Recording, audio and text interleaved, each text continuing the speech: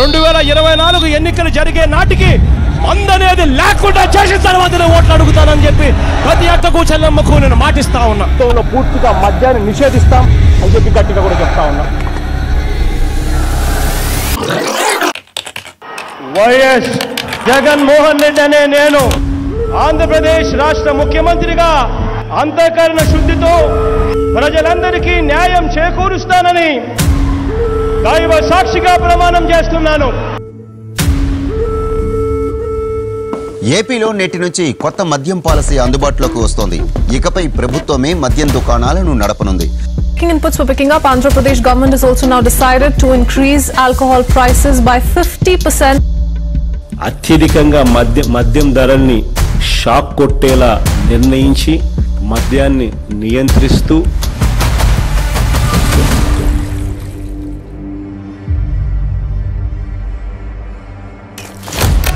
ముంబైని గడగడలాడించిన mafia డాన్లు Haji Mastan, Karim లాలా, దావూద్ ఇబ్రహీం ముఠాలు పారిశ్రామికవేత్తలను, వ్యాపారులను, ప్రముఖులను బెదిరించి సొమ్ములు దండుకునేవి. సరిగ్గా అలాంటి లక్షణాలే గంపగుత్తగా పుణికిపుచ్చుకున్న అతి ప్రమాదకరమైన ముఠానే గత వైకాపా ప్రభుత్వంలో మద్యం మాఫియా ముఠా.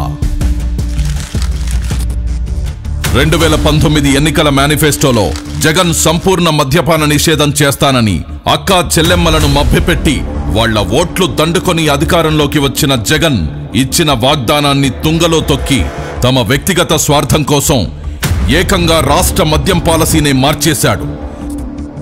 మద్యాన్ని నియంత్రించి కుటుంబాల్లో ఆనందాన్ని నింపే విధంగా కూడా మద్యాన్ని నియంత్రిస్తూ అక్క చెల్లెమ్మలకు తోడుగా ఉండే ప్రయత్నం చేస్తా ఉన్న ప్రభుత్వం కూడా మనదే అని చెప్పి.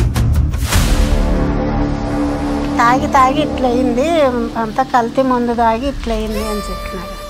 జగన్మోహన్ రెడ్డి అనంతపూర్లో చూపించింటే అట్లా చెప్పినారు. మా ఆయన చనిపోయే సంవత్సరం అవుతాను సార్. ఎట్లా చనిపోయినాడంటే ఏం చెప్పుకోవాలా నేను. కల్తీ కాకపోతే పేగులు ఎందుకు బొగ్గు మాట్లాడండి.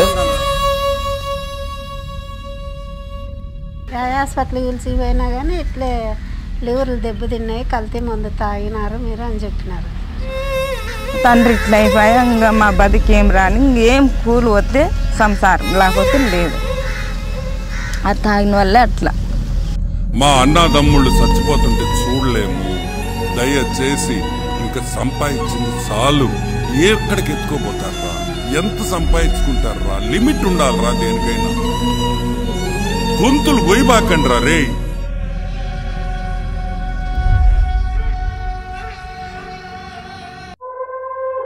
నీచమైన నాణ్యత లేని కల్తీ మద్యాన్ని జనానికి అమ్మి వాళ్ల ఆరోగ్యంతో చెలగాటమాడి వేల కోట్లు దోచుకున్నాడు.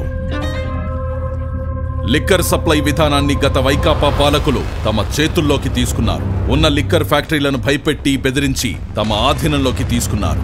వాళ్లే కల్తీ మద్యాన్ని తయారు చేసి హోల్సేల్, రీటైల్ దొంగ వ్యాపారం కూడా వాళ్లే చేశారు.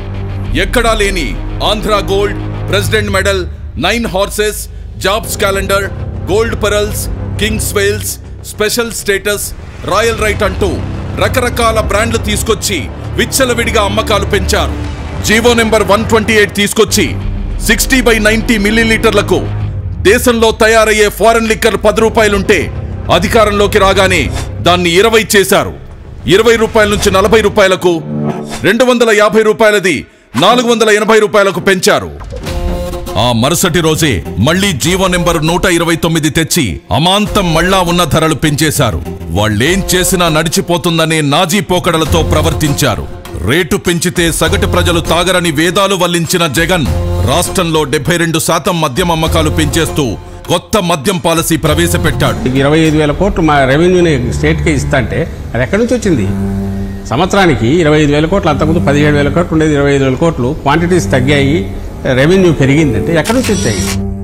ప్రజల జీవితాలు గుల్ల చేస్తూ వాళ్ల జేబులు కొల్లగొట్టాడు. రాష్ట్ర ఆదాయం తగ్గినా సరే రాష్ట్ర ప్రజల ఆరోగ్యం ముఖ్యం, పేదల కోసం పాటుపడాలన్న ధ్యేయంతో పనిచేస్తున్న ప్రభుత్వం ఇది. నా తోటి ఫ్రెండ్సే 5 చదివారు. ఆంధ్ర గోల్డ్ అంట, 9 హార్స్ అంట, కుర్రం ముందంట, అన్ని డూప్లికేట్ ముందు తయారు చేసి దోపిడీ రాజ్యం అయిపోయింది. మొత్తం స్పిరిటే. ఆ ముందు అయినా ఒకటే, విషం తాగినా ఒకటే అన్నట్టు ఉంటుంది.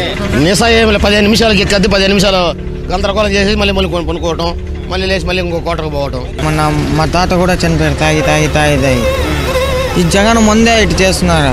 2 కోట్ల తాగిన తర్వాత ఏడితేసినాడు, ఏడితేనం ఈ పచ్చిపోతలోకి వచ్చేస్తుంది. అటు తలకాయ పని చేయక ఏడితేసిన పచ్చిపోతలోకి వచ్చి ఏడితేసిన అది ఒక రకంగా మెంటల్గా మాట్లాడే ఒక రకంగా వస్తామని. గత వైకాపా ప్రభుత్వం 5 ఏళ్ల పాటు అమ్మిన మద్యానికి ఎలాంటి డిజిటల్ చెల్లింపులను అనుమతించలేదు. కేవలం నగదు రూపంలో విక్రయించి 99,413 కోట్ల రూపాయల్ని తీసుకున్నారు. ఈ రోజుల్లో తోపుడు బండ్లవాడు కూడా ఆన్లైన్ పేమెంట్ తీసుకుంటుంటే ఏపీ లిక్కర్ షాపుల్లో ఆన్లైన్ పేమెంట్ అనేదే లేకుండా చేసి క్యాష్ అండ్ క్యారీ అన్నారు. అదేమని అడిగిన వాళ్ళని, వీళ్ళడిగిన వాళ్ళని బెదిరించారు. వినకపోతే అరెస్టులు చేశారు, కేసులు పెట్టారు.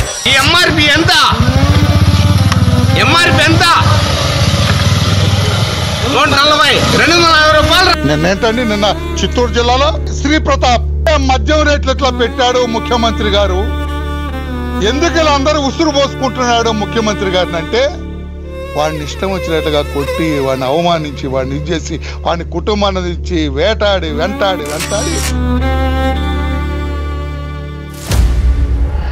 2019లో జగన్ తన వైకాపా ప్రభుత్వం రాగానే 1000 కోట్లు ప్రజల నుంచి పిండుకోవాలని ప్లాన్ చేశారు. తమ పన్నాగాలన్నీ ఎలా అమలు చేయాలన్న అంశాలన్నీ ఎంపీ మిథున్ రెడ్డి రూపకల్పన చేశాడు. అతడే ఈ స్కామ్ కి మొత్తం రింగ్ మాస్టర్ గా వ్యవహరించాడు. అప్పటి బెవరేజెస్ కార్పొరేషన్ లో అసిస్టెంట్ కమిషనర్ గా ఉన్న సత్యప్రసాద్ ని ఈ కుట్రకి పావుగా వాడుకున్నారు. ముడుపుల దందాపై చర్చించేందుకు సత్యప్రసాద్ ని 2019 అక్టోబర్ 10న తమ నివాసానికి పిలిపించుకొని మద్యం సిండికేట్ కోసం తమకు అనుకూలంగా పనిచేయాలని ఆదేశించారు. ప్రతిఫలంగా ఆయనకు 2023లో ఐఏఎస్ పదోన్నతి ఇస్తామని ఆశ చూపించారు. దానికి లొంగిపోయిన సత్యప్రసాద్ రెండో మీటింగ్ కి గాను 13/10/2019న డిస్టిలరీస్ నుంచి నెలసరి ముడుపులు ఎలా వసూలు చేయాలి అన్న అంశాలపై కీలక చర్చ జరిగింది. మద్యం అమ్మకాల బేస్ ధరపై కనీసం 12% కమిషన్ వసూలు చేయాలని ఎంపీ మిథున్ రెడ్డి ప్రతిపాదించాడు. తన ప్లాన్ పక్కాగా అమలు చేసేందుకు సత్యప్రసాద్, వాసుదేవరెడ్డిలకు కొన్ని మార్గదర్శకాలిచ్చారు.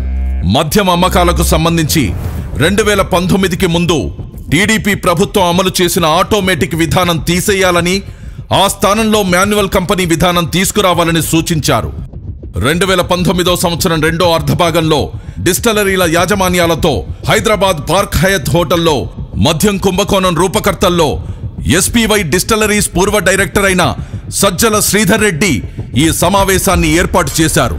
తమ ప్లాన్ కు సహకరించకపోతే మద్యం సరఫరా ఆర్డర్లు ఇవ్వబోమని బెదిరించారు. వ్యాపారం కోల్పోతామన్న భయంతో డిస్టిలరీల యజమానులు మద్యం కనీస ధరపై 12% చొప్పున ముడుపులు చెల్లించేందుకు అంగీకరించారు. కానీ లిక్కర్ సిండికేట్ దాన్ని కొన్ని రోజుల్లోనే 20% పెంచేసింది. వసూలు చేసిన ముడుపును మొదట మద్యం పాలసీ మార్చడంలోనూ కీలక పాత్ర వహించిన రాజ్ కేసిరెడ్డి కందేవి. వాటిని అతని నుండి మిథున్ రెడ్డి, భారతీ సిమెంట్ డైరెక్టర్ జగన్ సతీమణి భారతి తరపున ఆర్థిక వ్యవహారాలు చూసే గోవిందప్ప బాలాజీకి అందజేసేవారు.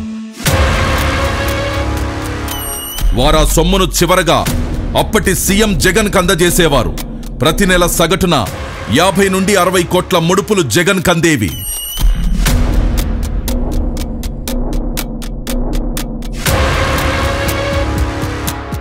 మద్యం విధానం ముసుగులో భారీగా దోచుకునేందుకు ఇమిటేషన్ బ్రాండ్ల విధానాన్ని పాటించింది. జాతీయంగా, అంతర్జాతీయంగా ప్రాచుర్యం పొందిన బ్రాండ్లనన్నిటినీ రాష్ట్రం నుండి తరిమేసిన ఈ ముఠా అచ్చం అవే పేర్లను తలపించేలా 1-2 అక్షరాలు, పదాలు మార్చి పెద్ద ఎత్తున ఇమిటేషన్ బ్రాండ్లు తీసుకొచ్చింది. దొంగలు కలిసి ఊళ్లు పంచుకున్నట్టుగా వాటికేకంగా 30 నుండి 150% మేర మూలధర పెంచేసి ఈ ముఠా సభ్యులు దోచుకున్నారు. అవే అసలైన నాణ్యమైన బ్రాండ్లు అనేలా ప్రజల్ని మభ్యపెట్టి ప్రభుత్వ దుకాణాల్లో విక్రయించారు. దాదాపుగా 1,50,000 టెస్టులు కూడా డిపార్ట్మెంట్ కూడా చేసింది. తీసుకునేటప్పుడు కూడా బ్రాండ్ పేరు ఏది అన్నది ప్రధానం కానే కాదు అధ్యక్ష. అక్కడ నుంచి ప్రోడక్ట్ వస్తా ఉందా లేదా అన్నదే ముఖ్యం. కానీ ఆ ప్రోడక్ట్కు పవర్ స్టార్ 99 పెడతాడా, లెజెండ్ 99,999 పెడతాడా, లేకపోతే బూమ్ అని పెడతాడా? నేను ఇదివరకు గవర్నమెంట్ వైన్ షాప్లో సేల్స్ మెన్గా చేశాను. ఇదివరకు గవర్నమెంట్ షాపు అంటే వాళ్ళు ఏది పంపించినా అది అమ్మాల్సిందే మేము ఖచ్చితంగా. ఆ బ్రాండే అసలుకి ఫేకు మన స్టేట్లో. ఇది స్పిరిట్ మొత్తం. దేని మీద ఏ బాటిల్ అని చూడండి, spirit, French spirit, grain whisky spirit, అలా స్పిరిట్స్ రాసి ఉంటుంది. అదేంటంటే బాగా డేంజరస్ అనమాట. ఒక 4 రోజుల తర్వాత ఆయన కనపడ్డగా అదేంటే చనిపోయాడు, లివర్లు కొట్టేసినాయి అంటారు. ఇక మాకు బాధ వేసింది అప్పుడప్పుడు. మేము వాళ్ళ ఇంట్లో వాళ్ళతో కూడా ఫేస్ చేసాము ఒకసారి.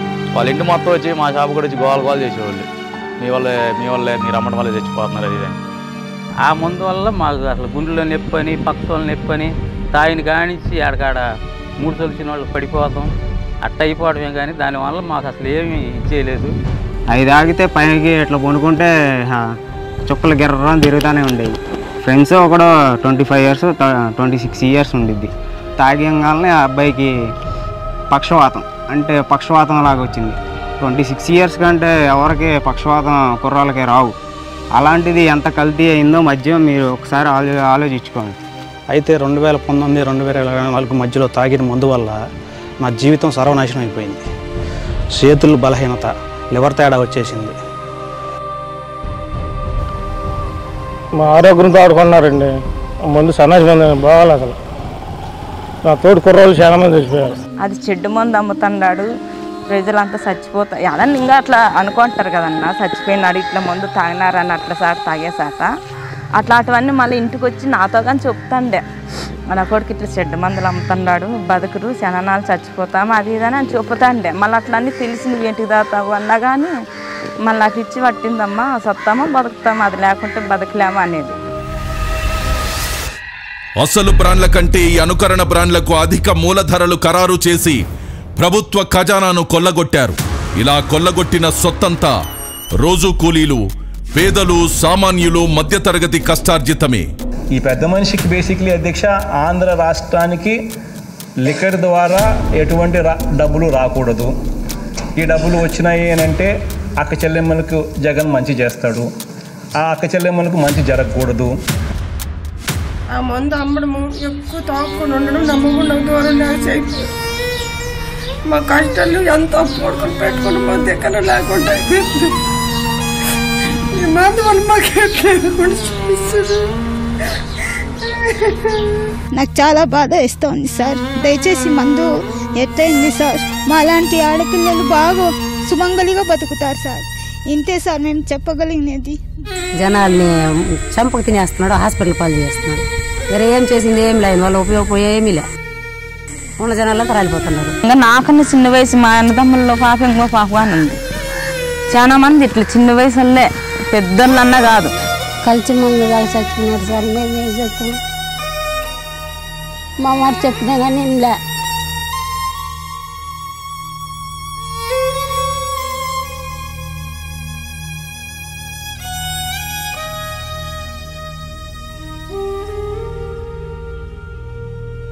ఇక్కడెక్కడ ఒకడు చచ్చిపోయాడు, పార్క్లోనే బైపాస్ రావు చచ్చిపోయాడు, ఒకడేమో చెక్పోస్ట్ కాడ చచ్చిపోయాడు, 3 చచ్చిపోయారండి. మందులో ప్రాబ్లం వల్ల చచ్చిపోయారండి. 3 రోజుల క్రితం అబ్బాయి తాగి నైట్ పనుకున్నాడు అనుకుంటా, ఒళ్ళు అలసిపోయిందని.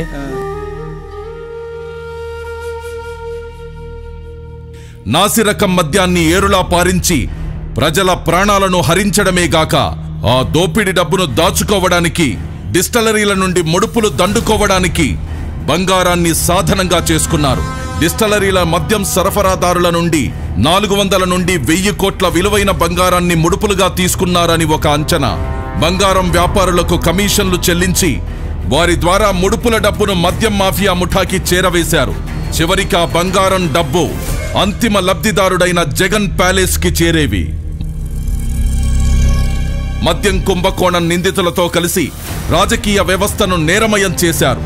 మద్యం ముడుపుల సొమ్ముతో కొంత మొత్తాన్ని 200 నుండి 300 కోట్లను గత సార్వత్రిక ఎన్నికల్లో ఖర్చుల కోసం వైకాపా అభ్యర్థులకు పంపిణీ చేశారు.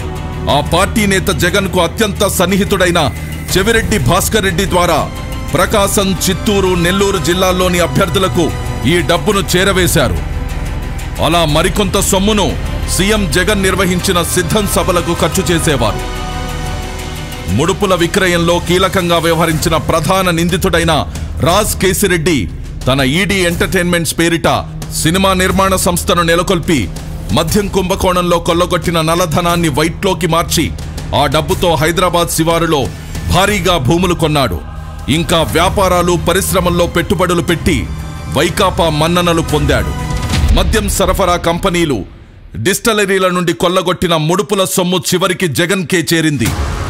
ఇలా 3,500 కోట్ల మేర కొల్లగొట్టారు. ఈ కొల్లగొట్టిన దోపిడి సొమ్ము మళ్లింపుకు మ్యూల్ ఖాతాలు అడ్డు పెట్టుకున్నారు.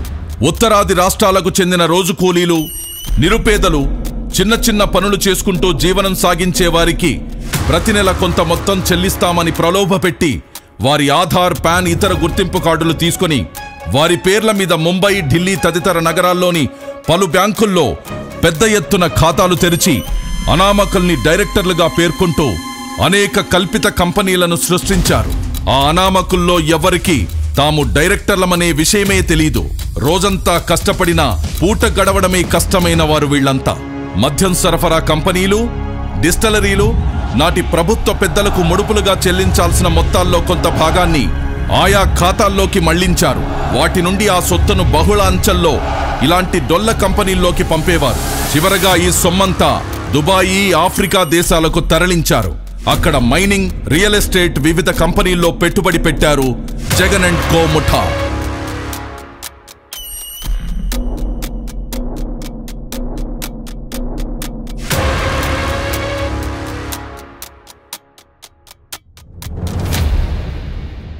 నరాలు నిర్వీర్యమై జనం వణికిపోని, కలుషితం తాగి కాలేయం కుళ్ళిపోని, మూత్రపిండాలు మలినమై కృంగిపోని, జవసత్వాలిడిగి కడకు మనిషే మట్టిలో కలిసిపోని. వాళ్లకేమక్కర్లేదు, జనమేమైపోయినా చింతలేదు. ఆ ముఠాకి ముడుపులు కావాలి, కమిషన్లతో సొంత ఖజానా నిండాలి, ప్యాలెస్లు కళకళలాడుతుండాలి. వాళ్ళు ఎవరు బయట తిరగడానికి అర్హులు కాదు. లక్షల కోట్లు మా నుంచి దోసుకొని లక్షల కోట్లు అప్పు చేసి ఎవరైతే స్కామ్ చేశారో వాళ్ళందరికీ శిక్ష పడాలి. మిగతా వాళ్ళ ఆ మందు వల్ల నష్టపోయిన వాళ్ళ జీవితాలందరికీ సుఖాలు, సంతోషాలు కలగాలని కోరుకుంటున్నానండి.